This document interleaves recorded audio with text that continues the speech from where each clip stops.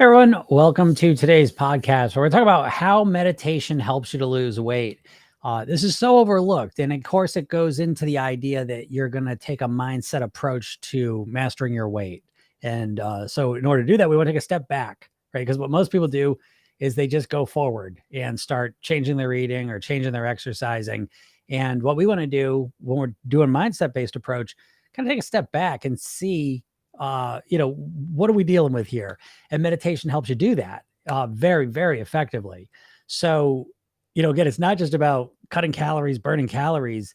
It really becomes about how can I change my eating, how I'm living, how I'm thinking, how I'm responding to my emotions. And without having meditation as part of that equation, I don't know how you would do it. I really don't, because what you'll notice very quickly if you do start meditating is you'll start and using those insights into helping lose weight is you're going to realize that a lot of your behavior is driven by these automated responses you have, by habitual thought patterns you have. And without being able to recognize those, how can you ever fix them? Right? They always say, if you don't know what's broken, how can you fix it? And that's where I find a lot of people are at when it comes to their weight loss. It's not just enough to just, I know what to do and I just got to get myself to do it. It's really a transformation. You're turning yourself into a different version of yourself, a version of you that thinks differently, feels different, and behaves differently. And so you need a process that allows you to make that process happen.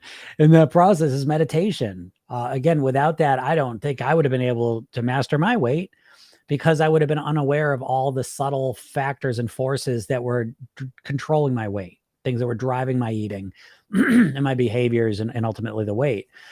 So meditation, if you've ever done it before, is so simple, and again, it comes down to what's your outcome. I think so often we think of meditation, of course, as Americans, we think everything is extremes. So you're like Buddhist monks, and it's like, you don't have to meditate, obviously to reach enlightenment or these really intense goals. Just taking a few minutes a day to quiet your mind, to turn your attention inwards, to become aware of the subtle things that are happening within you, the things you say to yourself, the beliefs that you hold, the feelings that you have, the feelings you're trying to avoid. All of these things are what are driving your eating behavior ultimately and driving and controlling your weight. And so we need to have, again, this meditation process where we could take a step back behind these things, right? We realize we're not our thoughts, we're not our feelings, we're not our behaviors. We're this little point of observation, this little point of light that's separate from those things. And so with meditation, you create that separation and you detach yourself from the habitual thoughts, feelings, and behaviors that have brought you to the weight that you're at. And you start to become aware of those things. And that's really what kickstarts the whole process, the mindset approach, where we're not saying, I know what to do, I just need to get to do it. It's a process of, I'm going to learn more about myself. I'm going to understand myself more deeply, and I'm going to transform and make changes along the way. But it's a process of discovery more than it is, again, the diet mindset where I just got to start my keto plan tomorrow. There's so much more to it than that. And I think meditation, when you approach it in the most practical and easy way possible, which I'm talking about literally a couple minutes a day to start off with, right? If that's all you got, fine. Because that 1 minute, I've done 1 minute meditation exercises with people. 1 minute meditation is profound compared to 0 minutes. Okay. So certainly you can work yourself up, depending on what your goals are, but I'm telling you, 1 to 5 minutes regularly of meditation is probably one of the most valuable things you can do to take control of your weight and your health, because of course it reveals those habitual thoughts, feelings, and behaviors that lead you to be at the weight you're at. And so I'll give you a quick kind of rundown of how I approach meditation, and hopefully you can use this if you're unexperienced with it. Now, if you do have experience with it, just do what you know. Okay. It doesn't have to be anything crazy. All we're doing really with meditation, its most basic level, is we're taking all this energy, our mental, intellectual energy, and we're turning it inwards. That's all. And so the simplest meditation there is to close your eyes. That's a key part because most of your brain is dedicated to deconstructive visual stimuli. So the second you close your eyes and stay awake, it is such a powerful state. And we close our eyes, we're staying awake, and we bring our attention to our body first. We relax the shoulders, the face, chest, stomach, and just breathe more fully. right? So simple. And so you're just bringing your awareness in here, calming things down. And now you carry out the intention. And the intention is to quiet down in here, right? So we're quieting our thoughts, right? The goal is, the ideal is to have no thoughts. Now that's not going to happen, unfortunately. You're going to have thoughts, but it's no big deal. So when you have a thought and you realize you're having one, you use that as a reminder to bring your attention back to your body. Relax again, breathe, connect to your breath. And that's it. And if you do this for a minute or so, what happens is you become much more aware of what's going on in here. And how that helps you practically is you start to realize when you're really hungry or when you're emotional eating. You start to realize if you really need to nourish your body or you're just following a habit that you tend to do. Again, this awareness is one of the most powerful tools you can have because, you may not believe this, you're running on autopilot. We all run on autopilot. And so a lot of our behaviors are outside of our awareness. And so this couple minutes of meditation reveals so much to you. And once you're aware of it, then you can go to work on changing it, which isn't that hard. The hardest part is gaining awareness. And if you're not going to take a few moments to turn your attention inwards, I don't know how you're ever going to become aware of these subtle forces, right? So it's just so powerful. And I suggest you, if you have not meditated, make it simple. Okay. Again, program yourself down. We always say consistency over intensity. Don't start off with 20 minutes, a half hour meditation. Start off with a minute or two. Enjoy the process. Make it something that you look forward to because you quickly will. If you set a goal of meditating for a minute a day, you very quickly will look forward to that minute. You will find that it's one of the most peaceful, relaxing minutes of your entire day. And so it becomes something that's very, very easy to get addicted to. And then right after that, you're quickly going to realize just how valuable it is because it is making you much more aware of the true factors that are ultimately dictating your weight. And that in essence is also giving you more control over the factors that control your weight, which ultimately means you can control your weight more effectively. Okay. So there's a lot more benefits to meditation, but I just want to lay out some of the initial parts. So if you have not used it, please start playing around with it, experiment with it, and notice how it impacts your awareness, your ability to influence your thoughts, your ability to influence your feelings, and ultimately how it helps you influence your behaviors. Okay. So play around with it and good luck with it. If anyone has any questions, feel free to ask them. Monica, thank you for the rose. I appreciate that. Miss Independent, how's it going? How you doing? Mishy Com's here. Nice. The whole gang. Well, Monica, you're so underrated. Your tips work.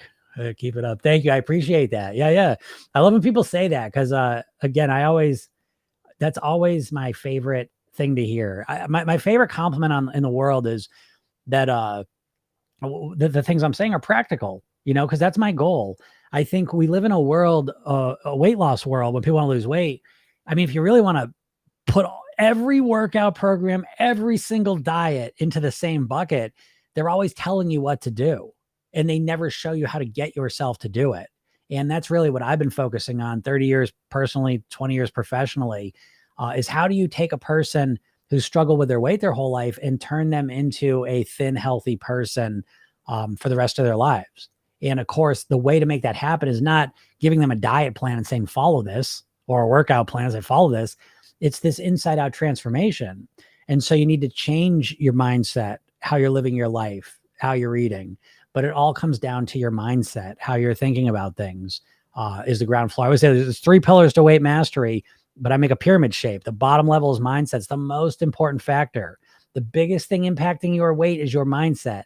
And there's just not a lot of programs out there teaching you how to influence your mindset, so you're flying blind when it comes trying to lose weight. And so I get out here, and again, this is a mission for me. My goal is to help as many people as possible live at their goal weight. And yes, I do have a coaching program, but I also do all this for free because, again, weight is life or death to me. My dad died at 54 of a heart attack. So for me, yes, I want you to look at the bathing suit at the beach. But more importantly, I want you to live every day that you possibly can. And I want you to have the best quality of life while you're living it. And that's why I do this. And so it makes me so happy when people say that the tips work because, again, these were created and found in the wild with real actual people. They were struggling, that didn't believe they could lose weight, and then were successful. And what were the techniques and the strategies that helped them do that? And that's what I'm here sharing with you. And so I'm really happy that they're working for you. How to stop feeling bad after overeating one day. That's a super question. And that's the cornerstone of the program yourself then process, I would say. Because if we take it a step back, what most people, the way they approach their weight loss is in their mind, they're thinking, okay, I'm going to start tomorrow. I'm going to be perfect until I reach my goal. And I got a video coming out about this because it's literally goofy. It's goofy to think like the person you are right now who has struggled to eat well, who's struggled to lose weight, who's struggled to follow a plan consistently is going to wake up tomorrow on a Monday and just magically just start eating perfect for the next few months to get to your goal weight. You know what I mean? Like that's what you're thinking in the back of your mind. But what are the chances of that? Like the idea that you're gonna wake up tomorrow and then be perfect, being a different version of yourself is so weird. So programming yourself, then it's really building around how do you deal with mistakes? You see, because again, the diets are all built around perfection. You got to be perfect. That's why you're all or nothing. And with program yourself, then we're all or something. We want to acknowledge and recognize that starting your weight loss plan, hey, why not just start it today? Because you don't have to be perfect. So let's just be better. And then when you make some mistakes with your eating and your food choices, we have a strategy to deal with it. Okay. Now, the strategy I teach in the program uses a process called self-hypnotic programming. And we use two techniques, the redo technique and the rehearsal technique. And the redo technique is really the key to the whole thing because what it's built on is learning from your mistakes. Gasp. Can you imagine? Imagine a process where you get to learn from your mistakes to lose weight. Right. So it's much more practical because you're going to make lots of mistakes. But typically when you're trying to lose weight, you make mistakes, that becomes you getting off the wagon and probably not thinking about it for a couple months. Okay. So instead we want to make mistakes. We want to look forward to them because to be honest, mistakes are your greatest teachers. I promise you. I know you don't want to hear that, but you don't know how to be thin. If you're struggling to lose weight, you've been overweight for a while, it's because you don't know how to be thin. Cut the shit. You don't know what to do. And I just got to get myself to do it. That's the dumbest. Don't say that ever again. Please. Because just because you have a vague sense of what you should do, well, I should stop eating carbs or I should stop eating for 16 hours. Like just because you have a vague sense of what to do doesn't mean you know how to do it. Right? If you never played the piano, you say, oh, piano, it's easy. Is it hit the keys in the right order at the right time? It's easy, right? I mean, it's like we can minimize and say anything's easy, but the reality is it's not that easy. And it's the same thing with weight loss. So never again, if you're struggling with your weight, say, I know what I got to do. I just got to get myself to do it. No, you need to learn. You need to learn how to get yourself to do it because you have no clue. You have no idea how to get yourself to do it, right? Again, you got a vague idea of how to be perfect and you have no actual practical strategies to get yourself to do it. And so what I'm suggesting is that you really build around your mistakes. It takes the pressure off them, which has a lot of subconscious benefit to it. But more importantly, is you learn from the mistakes. Your poor eating choices aren't happening because you don't have willpower. They're happening because you have no good strategies in that situation, right? I mean, when are you binging? And I'll tell you when you're binging most of the time, a bad day of overeating is usually preceded by days of over restricting, usually. Because again, there's the two big, kind of leadings to overeating or eating the wrong foods is usually restricting too much. And now you're really hungry and you go crazy. Or it's emotional stuff. You got emotional things you're not dealing with and you're using the food and the cycle of binging and feeling bad about it to, not have to deal with all the other shit that you don't want to feel. And so you're subconsciously using it as a strategy to handle your emotions. Either way, you're using the food as a strategy. Okay. And so we need a better strategy to fix it. And in order to fix it, you need to be aware of what the problem was in the first place. So how to stop feeling bad after overeating one day comes down to this phrase that your brain will give up pain for learning. Okay. So you feel bad because you haven't learned anything from the mistakes and the overeating you made. Plain as that. I'll let you know. That's why you feel bad because you think it takes willpower to stop yourself. And I'm telling you, that's not the case. You need a better strategy. So what you want to do is you want to learn from that overeating. What happened? When did you overeat? What preceded it? Where were you at hunger wise? Where are you at emotionally right before you started overeating? And that answer is going to give you lots of information that's going to be very valuable. If you were starving and then you overate, well, that's not a willpower problem. That's a shitty strategy. You got yourself so hungry that you lost control. There's no future where all of a sudden you can be absolutely starving and you just stop yourself from eating all the time. Okay. So stop that and instead manage your hunger. That's the lesson in that scenario. You get yourself really hungry and then I overate. Well, instead of feeling bad about it, you say, okay, I can't get myself that hungry. If I could go back in time, knowing what I know now, I would have had, I would have eaten a banana there. I would have had an apple there. I would have a salad. I would have eaten something there, and then I wouldn't have been so hungry and then I wouldn't have overeaten that much. Do you see? You got to learn from that instead of being, I'm a fucking jerk because I overate. Well, I'm such a bad person. I'm bad. You're not bad. You just got shitty strategies and ideas in your head. So that's the hunger one. The emotional one is, you look at it and say, I was kind of fight with my partner and I was really upset and I went and overate everything. Okay, well, that's a different story. And so now what you need to do is say, okay, I was really upset. Hey, you know what? It turns out, because you start doing this regularly, you start to say, hey, when I get really upset, I tend to go to the food. Okay, great. You recognize a pattern. You're learning something. And so now the question becomes, when I get really upset, what can I do to deal with that doesn't involve food? I know you don't have the answer, but you're not asking that question. And so as you start asking that question repeatedly, you start coming up with other ideas. You start to understand the real story. The real solution when you get really upset and go to food, the real solution is not to eat the food, because then you're still really upset. You see what I mean? The real answer is to figure out, how can I deal with being upset that has nothing to do with food? And once you figure that out, it might be go for a walk. It could be read a book. I mean, there's a million things. It depends on who you are. And when you figure out some strategies, when I get really pissed off, now I do this. Because your brain always makes the best choice available to it. And right now, you've got shitty choices available to you. You've got food or not eating the food. Well, that doesn't resolve the deeper issue. Does that make sense? I hope this makes sense, because when you start looking at things this way, I'm not saying it's not as fast. Okay. So sorry. I mean, it is as fast though. I always say that. I got to stop saying that, because if you lose 10 pounds in a week and then you put it back on, was that fast weight loss or was it not? And if you lose a pound a week for a year and it's easy to maintain, is that fast? You know what I mean? So it's like, I think I got to remind myself of this, but we need to recognize, redefine what is fast weight loss, because you're so obsessed with fast weight loss that it's preventing you from getting long-term weight loss successfully.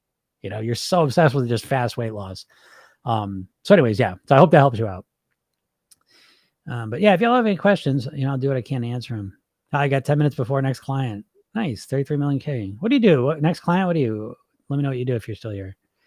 My favorite part of my evening routine, you're live and learning some great tips. That's awesome, Ishika. I'm glad. I love that. I love being part of someone's healthy routine. I know another person here does like their lunch break with this, so I love that.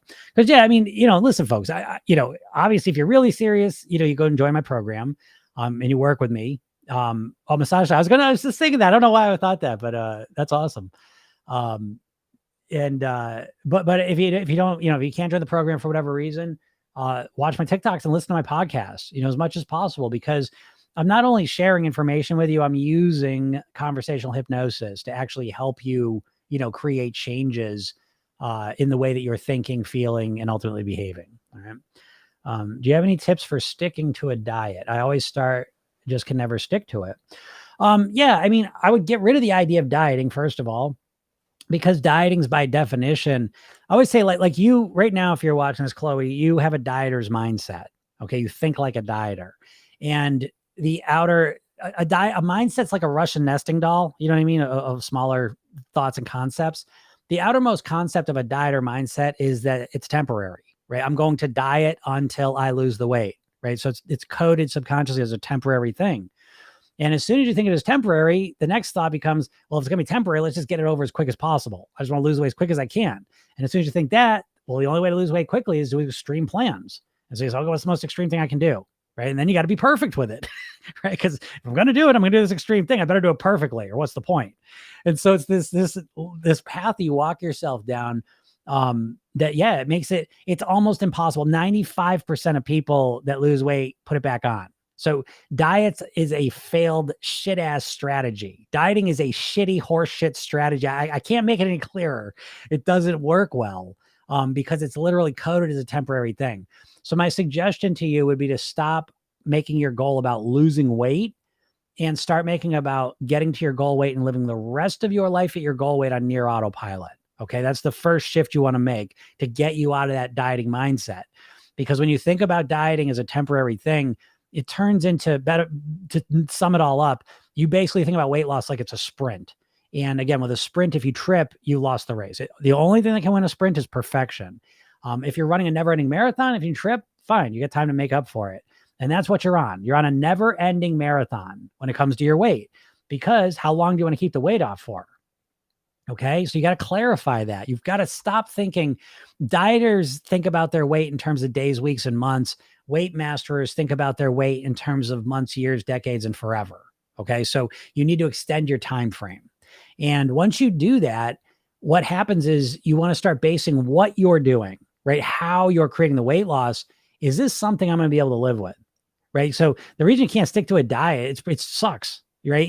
And not only that, but you're overcorrecting. Right. You're going from how you normally eat, just normal, doing what you do, which is mostly on autopilot. You don't have to think about it. You're just going to do it.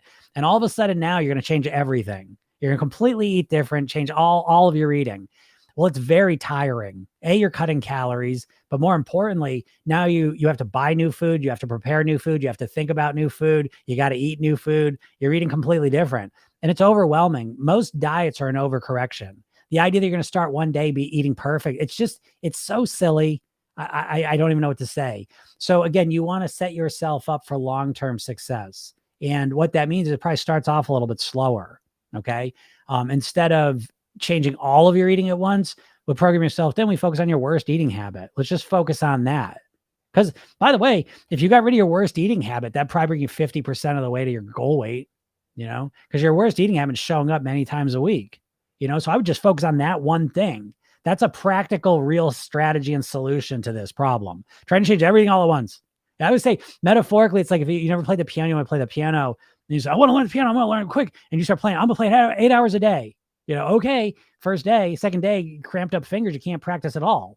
And that's kind of what you're doing with the diet. So to bring this point home, dieting is, you have a subconscious mind and a conscious mind. And the conscious part of your mind is the logical, rational part that knows why you should lose weight, wants you to lose weight, knows what you should do to lose weight, and tries to get you to do it. That's where your willpower is. Your subconscious mind is the other 90% of your brain. Your prefrontal cortex is about 10% of your brain anatomically. Your subconscious mind is the rest of it. And that runs all your habitual thoughts, feelings, behaviors, and your eating. And so what people do with a diet is they say, okay, now I'm going to control my subconscious behaviors, right? Because you don't forget about the snacking at night, right? That still comes up, but now you say, oh, I'm not going to snack tonight. I'm not going to do it, right? So let's have a sandwich and chips for lunch. No, we're on a diet. We can't do that, right? And so that's the process of dieting, is you consciously trying to control all your automatic behaviors. And your prefrontal cortex uses lots of energy and it depletes. You got to think of your willpower like a muscle. And so the more you use it, the quicker it depletes. And so, yeah, that's why you can't stick to it, because you get all fired up and you can do it for a couple of days and your subconscious mind takes very little energy. And so you're always fighting against it. Eventually you get sick, tired, bored, distracted.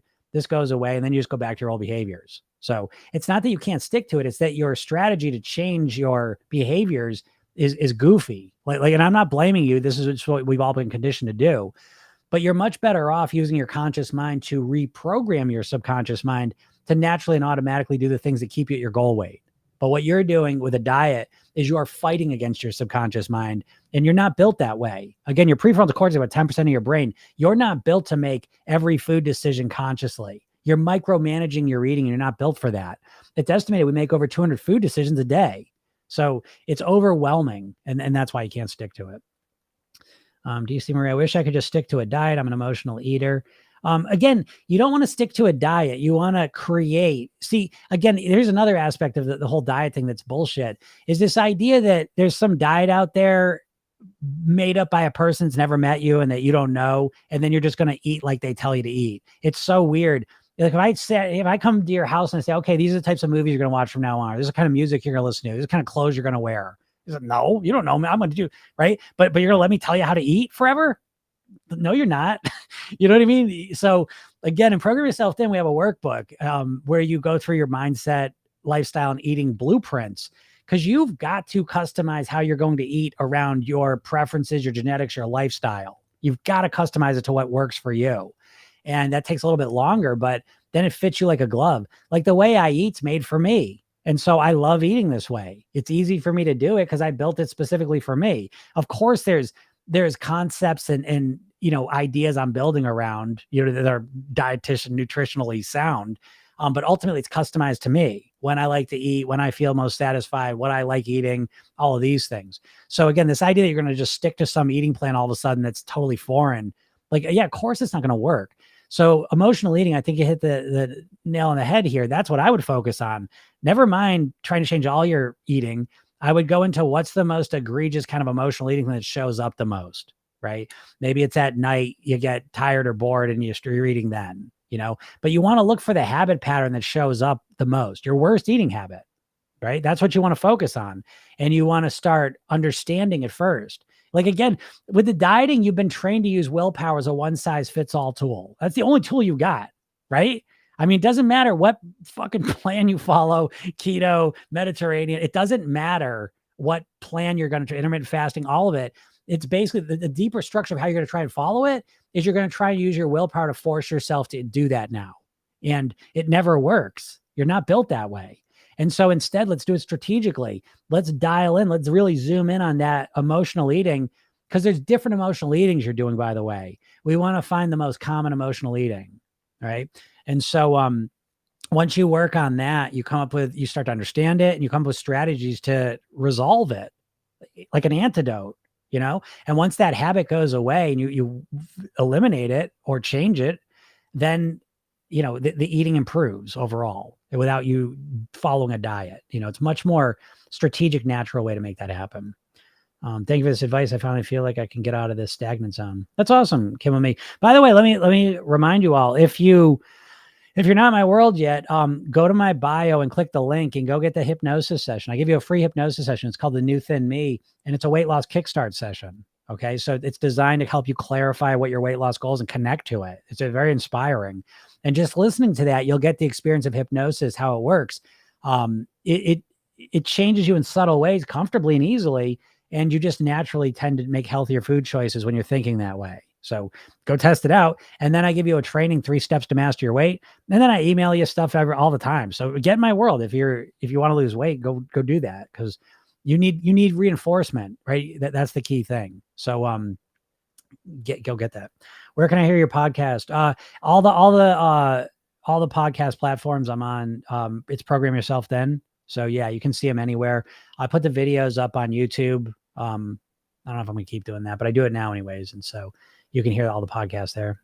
33 million K. I'm joining. You already changed my mindset. That's awesome. Yeah, I'd love to see in the program. Again, my program right now, it's the deal of the century, because it's you literally get to work directly with me twice a week. We have live coaching calls every Tuesday and Thursday. And yeah, for the price that's now, it won't be that long. And yeah, it's a good deal. I shared your name with someone who needs weight help. Yeah, that's awesome, Lisa. Thank you. Yeah, I'd love to help people. Again, send them to Program Yourself Then, where you can sign up for that hypnosis session. Obviously, really serious, get the program and start working with me. But yeah, watch the TikToks, listen to the podcast, watch my YouTube channel. All that stuff has tons of stuff. How to cure sugar addiction. I think it might be best for me to give it up completely. Okay, Ava, I get that. And I think a lot of people think that way. But I also think it's because no one knows how to change their mindset. So I ask you this, right? Let me reframe it a little bit. Would you rather lose weight by never eating sugar again, or would you rather master your weight by mastering how you eat sugar? And I don't know what your answer is, right? Again, everyone's path is unique to them. That's why I say I started this off talking about meditation, because it helps you know yourself, because when you start building your weight mastery around who you are, like, I imagine, like, I know you can't even imagine it. What a crazy idea. But when you do, I'd like back up a little more. I always say, take your weight loss and wrap it in personal development. Wanting to lose weight is not enough motivation. And let's argue about it if you don't believe me, but it's not. And so you really need to turn this into a process of personal development, becoming the best version of you possible. And we start there. But so again, the sugar addiction, it is real for some people. So I'm not saying there aren't people with like real addictive eating things. Bright Lines is built on that, if you're familiar with it. So that is a type of person. But I've also worked with a lot of Bright Line people that couldn't keep up with it. And it turns out, hey, you know what? They weren't as addicted as they thought. And now they could control and have sugar occasionally, So a lot of people don't assume that. And that's really my path. And again, it doesn't work for everyone. I'm not saying it does. But for me, I'm always one who, because really, like, weight loss is kind of like a managed addiction. It's very unusual in this sense. where, most addictions, you can just stop it. You never have to interface with that substance again, or that environment or behavior again. Gambling, alcohol, food, drugs, or no, I didn't say food, drugs, alcohol. But when it comes to food, you're always going to be eating, so it really is kind of a managed addiction. It's very unusual in that sense. And so I find that, yeah, if you want to give up sugar, I help people do that. But a lot more people, I've helped them be able to have a more healthier relationship with sugar. And so that's a possibility too. And so it all starts on kind of you yourself asking that question and figure out which one resonates more. Do I want to give it up completely forever? Or do I want to be able to have more control over it? And I'm not saying you could have more control, because some people, again, they just can't. They're just too addictive. But it is very rare, in my opinion. Most people are able to have a much healthier relationship with sugar and use it more like, kind of like I look at alcohol, right? So I had a problem with alcohol, but it never resonated with me to say I was alcoholic and give it up forever. It just never felt right for me. And so what I've done is I literally have a healthy relationship with it now. And I think of sugar very much like that. And so, that is another option. And so the first step is to see which one feels the most congruent. That's the key word. All of your success is really built on congruence. Because right now you're incongruent, right? You say and you think about losing weight all day long, and you really think you want to lose weight, but subconsciously you do not want to lose weight. Subconsciously you weigh exactly what you want to weigh. Exactly what you want to weigh. Don't you find it odd that as much as you think about weight loss, you can't lose any of the weight, and that you always stay around the same weight? It doesn't just keep going up and up and up and up and up forever. Have you noticed that? It may over years you get a couple pounds, but it's not like you're on a straight line to 600 pounds. You're pretty much right around the same weight all the time. How's that possible? Right? It's not a physical thing. Your weight set point, I do not believe it's a physical thing.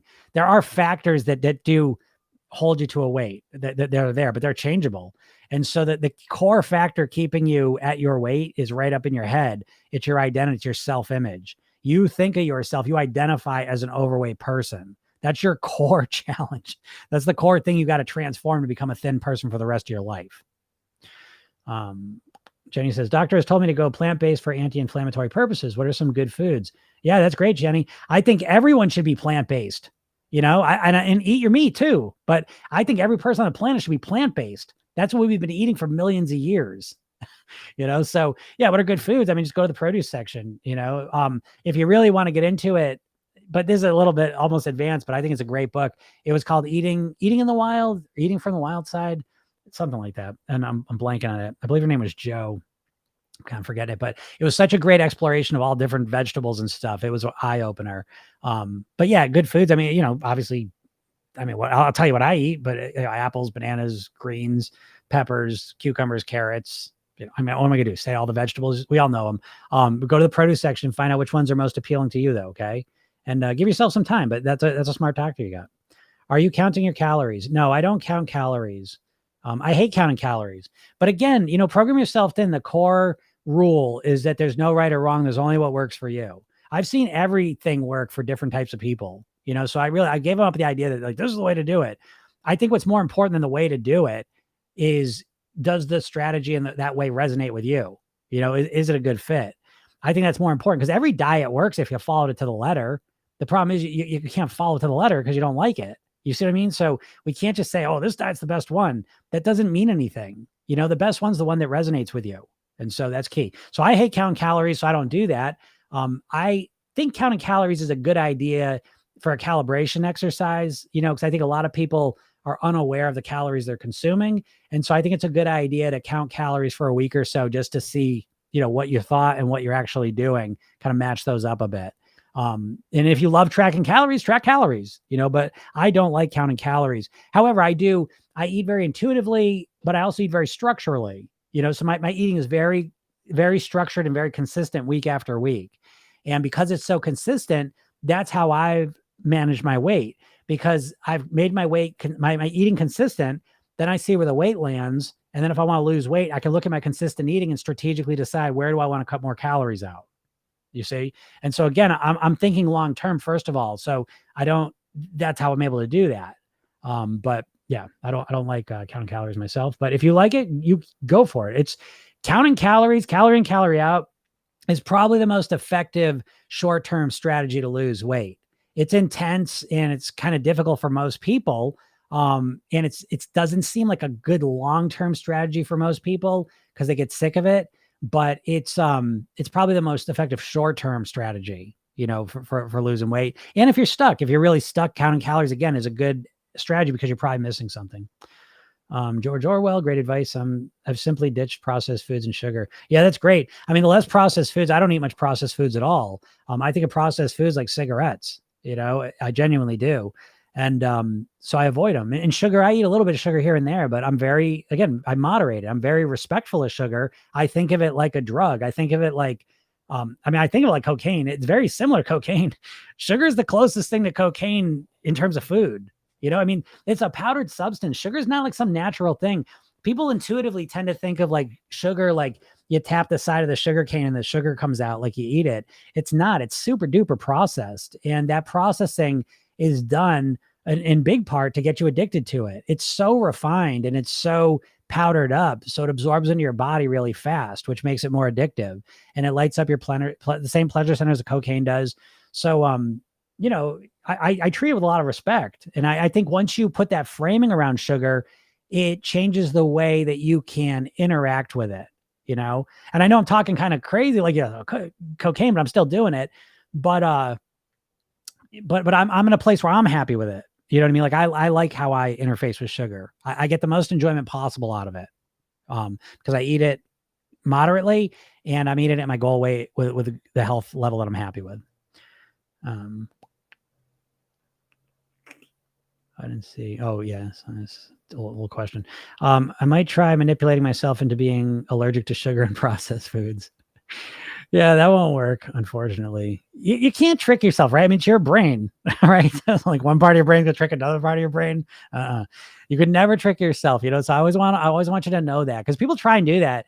I was like affirmations are probably the biggest example of that. Like you're sitting there saying something to yourself that you don't believe, and you're just training yourself to just waste time. I mean, if you don't believe it, you don't believe it, Instead, what I would suggest for sugar and processed foods, if you're struggling with those things, what I would do is mental programming. Well, I use a lot of hypnosis to do it.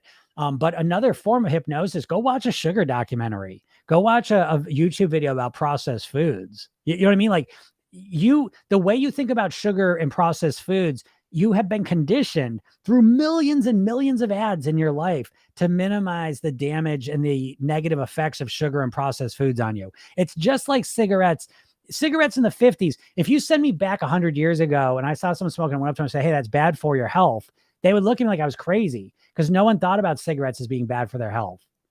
As weird as that seems, right? It wasn't until we all got educated and understood the link, you see? And that's where we're at right now with food. This shit is literally killing people. We just accept. I mean, the obesity rates are skyrocketing. I mean, it's 75% of the population is overweight or obese. Type 2 diabetes numbers have just gone insane. And we just accept it. It's almost, it's just part of getting older. It's not. You see what I mean? So there's so much conditioning. And so you have to recondition yourself, reprogram yourself. That's what program yourself then's all about. But one way you can do that is don't try bullshitting yourself that you're allergic to sugar and processed foods. Just go watch some stuff about what they actually are and what they actually do to your body. And that reality will do a lot more, will have a lot more impact on you than trying to bullshit yourself. Chloe says such amazing advice. Thank you. You're welcome. I appreciate you saying that. Thank you. I'm a boredom night eater. Yeah. Okay. So Erica, so that's what you focus on. Great. It's boredom. So the question becomes, okay, as you recognize, I'm using the food for entertainment. I'm using the food to entertain myself. And so the next question becomes, what are some other ways I can entertain myself that don't involve food? People ask me all the time, like, what do I do? I'm a boredom eater. I mean, you start doing more interesting things. Don't take that personally. It's not an attack on you, but come on.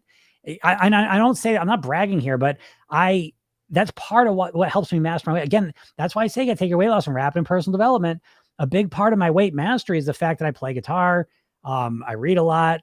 I draw with my son sometimes. I play basketball, go for walks, hang out with my dog, go play with my family, like throw a frisbee around. I mean, like I don't have enough time to do all the things I want to do. And there's a lot more things I'd like to do. So I think it's really important that part of your weight mastery is doing more interesting things, becoming a better version of yourself, And when all of a sudden because again, like when I didn't play guitar, I'd be bored at night. And what would I do? I'd sit and watch TV. And what do I do when I watch TV? Well, I want to eat. You know what I mean? And so it's like I changed that whole night routine up. And so now I'll play guitar and I don't have the time to do the things I want to do, you know? And so again, you know what I mean? Like it's such an obvious answer when I say it, I hope. But it's just we don't think that way. So often, again, I always say like program yourself in, like one of the core kind of components of it is that a lot of times people are like first person. You got to come through your life first person. Like, oh, I keep boredom eating. I got to stop boredom eating. But no, let's take a step back, and that's embedded into the program yourself in process, because the core part of the program is the program yourself in technique. It's a 1-2 minute self-hypnotic programming technique you do at night. It's a redo technique and a rehearsal technique. You redo your day and you rehearse tomorrow really quickly. But part of what's in that is you separate your awareness. You kind of step back from yourself and kind of look at your life from a different angle. And that perspective shift is so powerful because you see things from a different angle. You don't realize you're always looking at your life, your eating, your behaviors from the same point of view. And so you're missing so much stuff. And so just the process of taking a step back and looking at yourself from a different angle, it brings in all this new information. You're a smart person. The problem is you're not getting the information you need. And I do this. I work with really smart, intelligent, successful people, right? It's 25 grand to work with me privately. Okay. So these are people that are very, very successful, but they're overweight. They can't change their weight, right? The millionaires, successful in business, super smart, but they can't change their weight. How is that? And how it is that we're not like, we're like multiple personalities is the easiest way to think about it. It's very hypnotic. And so in one situation, we'll put them in a work setting, they have access to all these resources. Put them at home at 9:00 at night, they're like a different version of themselves with no access to those resources. Now they could access those resources, but we operate very hypnotically and we're different versions of ourselves in different scenarios. So I don't might be talking over you, but anyways, yeah. So the boredom night eater, don't accept that. Okay. Let that be a starting point. I have found in the past, I've been a boredom night eater. What can I do to change this? I don't want to eat at night. I don't want food to be my main source of entertainment. What a boring life that is. Cause it is boring. That's why you feel bored. The food just distracts you from the boredom for a minute. It doesn't actually entertain you. Okay. So demand more. All right. I love waking up to your wisdom. Oh, thank you. I appreciate that. Vicky, I didn't know you were here. What's up, Vicky? Be listening to your live with my eyes closed. It's almost like meditation. That's awesome. Yeah, that's a good idea. Yeah, listen to the podcast. I mean, the more you listen to the podcast, it's again, I'm not just saying things to you folks. I'm using my craft is hypnosis, so I'm speaking to your subconscious mind to some degree. So the more you listen to this, the more effect it'll have on you, right? And that's why in the program yourself then, there's a couple different components to it. There's the 2-minute technique I show you. That's the most important piece of it. There's the workbook you fill out that really you create your own blueprints for how you're going to be thin and healthy. But then there's a lot of hypnosis supplementation. And so the program, I deliver it through your phone, right? Because again, the hardest part of change is remembering to do it. So I know you're going to look at your phone tomorrow morning. And when you do, you're going to see a message from me. You're going to click on that message and it's going to give you a 5-minute hypnosis session, right? So the program's 8 weeks. So every morning you wake up for 5 minutes, you start your day relaxed, calm, focused inwardly, getting all this positive messaging, right? And each session has a core weight loss mantra in it. And you listen to it. And just listening at 5 minutes sets you off on a different path for the day. So without dieting, without exercising, without meal planning, you just tend to make healthier choices because you're relaxed and calm and you're thinking differently, right? And then at night, you get another message from me, hey, do your programming technique. And then there's another 10-minute hypnosis session, a sleep gnosis session. And there's 2 versions of them. One you can listen to, it count you out, go about your night. The other one you can listen to as you go to sleep. There's no count out. So you just listen to it. Again, get more core weight loss mantras put in your head, go to sleep. So it bookends your day thinking like a thin, healthy person.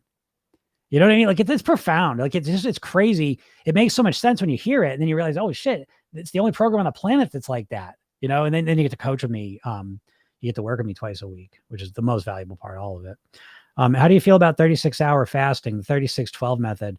Well, Natalia, like I said, there's no right or wrong. It's only what works for you. So it's more about what do you feel about 36 hours of fasting?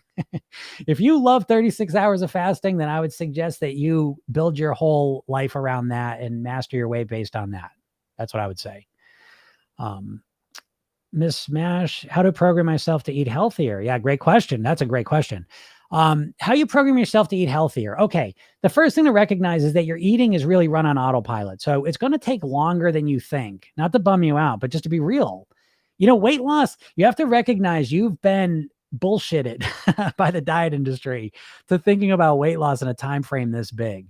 And it's probably one of the only things in your life that you think about where it's like you're going to just start tomorrow being perfect, right? Like if you're going to learn like a language or a musical instrument, it's like you're going to suck for a while. It's a path. You know what I mean? That you're walking, you get better and better over time. But weight loss, you start tomorrow being perfect.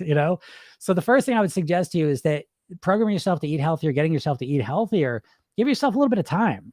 A lot of it is just figuring out your routines, getting habits implemented, structuring. So what I would suggest to eat healthier is to start with breakfast. Okay. That's usually the easiest meal of the day to kind of change up because it's usually where your hunger is the lowest, your willpower is the highest, and it's one of the easier meals to change. So I would focus on getting the breakfast started. Think about your nutrition every day is like building a house, and you build from the ground up. So your nutrition every day you're building a new house with nutrition, and you want to start with a solid foundation. That's your breakfast. And if you can get a healthy breakfast implemented, that in and of itself is going to influence what you choose for lunch and then ultimately for dinner. So that's a big deal. Okay. So get breakfast locked down, as many, variety as you need, right? My superpower is I can eat the same thing every day, 5 days a week. I don't care. But you figure out how much variety you need. But I would start with breakfast and really dial that in, and then move on to lunch, then move on to dinner. What's up, Don? How's it going? Sue says, what about using plain popcorn as the go-to when I feel like I need something? Yeah, I think that's great. That's a smart strategy. Yeah. Because, you're keeping just to kind of break it down subconsciously as a hypnotist would think about it. I like the plain popcorn thing because you're keeping most of the anchors, right? We call them your hands moving. It's going up to your mouth. You're chewing, you're eating. So eating like a bag of Doritos or eating a bowl of plain popcorn, they're very similar in the sense that a lot of the behavior is the same. Now the taste is different, the experience is different, but there's a lot that's the same. It's a lot different. Say you started with eat a bag of Doritos every night, and you shift over to the popcorn. That's usually an easier shift than to go. What most people do is I'm going to stop eating Doritos at night, right? Well, now you've completely eliminated the eating process at that time period in that situation. And by the plain popcorn, you're still keeping a lot of the anchors, but you've way reduced the calories. So I think that's smart. That's a smart way to go about it. Talia says, how do you feel about 36-hour fasting? Oh yeah, I just said that one. Oh, it's been great for me. Yeah, then that's great. If it works for you, I think that's great. Whatever works for you, then you really enjoy, I say great, but I would never look at a strategy just in terms of what it created in terms of weight loss. I would look at that as part of it for sure. But the more important part to me is how do I feel about it?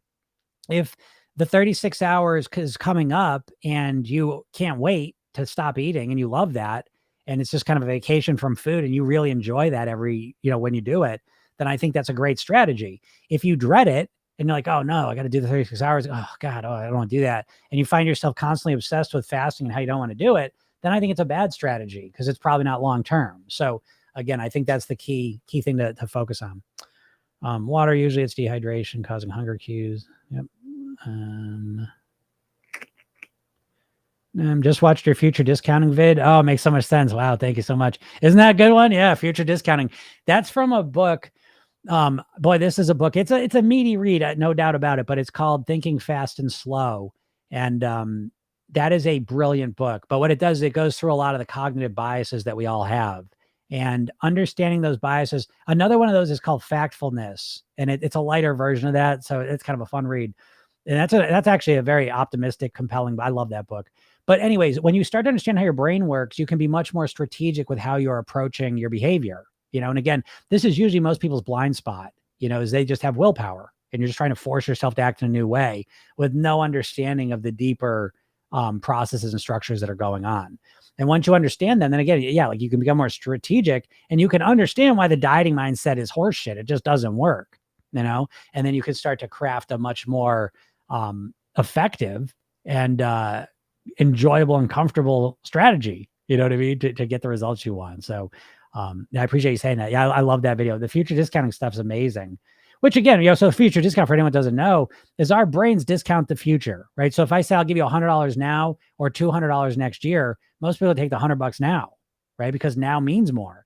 Again, all of this stuff's evolutionary. We evolved in a natural environment where if we could have it now, there was no guarantee of the future. So now is what mattered more. So it's worth more. And we discount stuff in the future.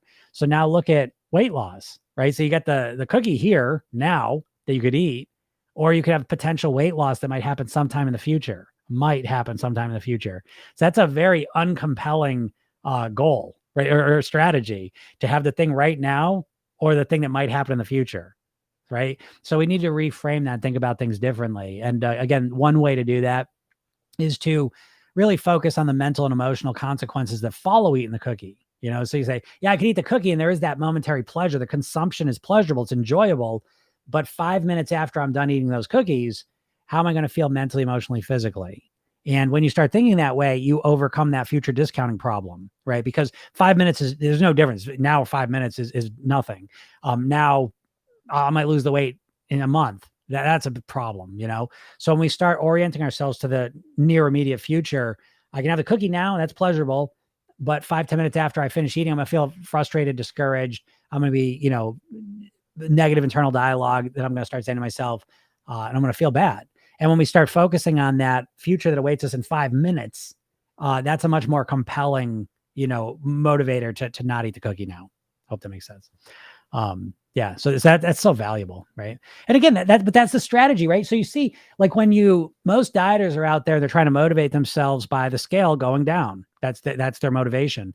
And the problem is that weight loss is inconsistent and unpredictable, right? In the short term, and when I say short term, I'm talking about like a month weight loss wise. The next month you could eat perfect. You might lose weight. You might not, they've done studies. This is why these weight loss calculators piss me off so much, because I get it. They're cool. Like they serve a purpose. Like it's cool to kind of like put some numbers in and get some ballpark idea, but people don't think of it as a ballpark idea. They think of it as like, okay, if I do this here, then I'll get that result. And it doesn't take to read too many weight loss studies where they'll take a group of people and they put them in a lab and they control every single calorie that they're outputting and inputting, every one. And what they find at the end of 30, 60, 90 days is that people lose drastically different amounts of weight within those periods of time. Even within 3 months, you might be a slow weight loser. There are people that lose weight very slowly, and there's some people who lose weight quickly. So that's just the facts of the matter. And I don't think that's out there enough. And so if you have no sense of how quickly or slowly you lose weight and you start your diet and you're eating well, and then that week, you waited a week and now you step on the scale and it hasn't changed. Well, how are you feeling? You feel like shit. And the chances you going on to week 2 are way lower. Right. And so, but it's not abnormal for people to fix everything up and lose a pound or 2 for the month. And so, they're just destroyed, so you've got to prepare for that. Again, in Program Yourself In, we go through the mindsets, the first piece of the program to go through. And the very first thing we do is motivation, because the truth is you don't know how to motivate yourself to lose weight, and so once you know motivation, right? It's called the motivation matrix because level 1 is pain and pleasure, how to use pain and pleasure strategically. And level 2 is intrinsic and extrinsic motivation. It's the literal science of motivation. They've studied motivation. There's a science of it. Look it up if you don't know. Wouldn't that be valuable to you? Wouldn't it be helpful if you understood the science of motivation, right? And what you'll realize is that a lot of the things you were doing intuitively are ass backwards, and so you don't have a chance in hell. Like, I'm not trying to be negative, but I'm saying it to point out that you just doing what you've been doing is just going to give you more of the same. You've got to do something different to get new results. Good news is that doing something different is more enjoyable. It's fun. It's more long lasting. It'll make you healthier, happier, a better version of yourself. Your dog will love you more. You know what I mean? Your relationships will improve. You'll make more money. Everything gets better, so I don't know why it's such a hard sell. But I think it's because people are so conditioned when it comes to weight to just lose weight quickly. That's all you can think about it in. But that way of thinking about it's kind of like it's keeps you trapped. So anyways, all right, everyone, I got to get out of here. But if you're not in my world, go to my bio, click the link and go get that hypnosis session. If you're not on TikTok, go to programyourselfin.com and go free hypnosis session. You can get that. Watch the training. It's about a half hour, 3 steps to master your weight. And if you're real serious, get the program, you know what I mean? We can work together. And and then obviously there's new videos coming on TikTok. They're pretty good ones coming up. So keep a lookout for those. Podcast is Program Yourself Then on all the major platforms. And I think that's it. All right, everyone, have a super day, and we'll talk soon. Bye.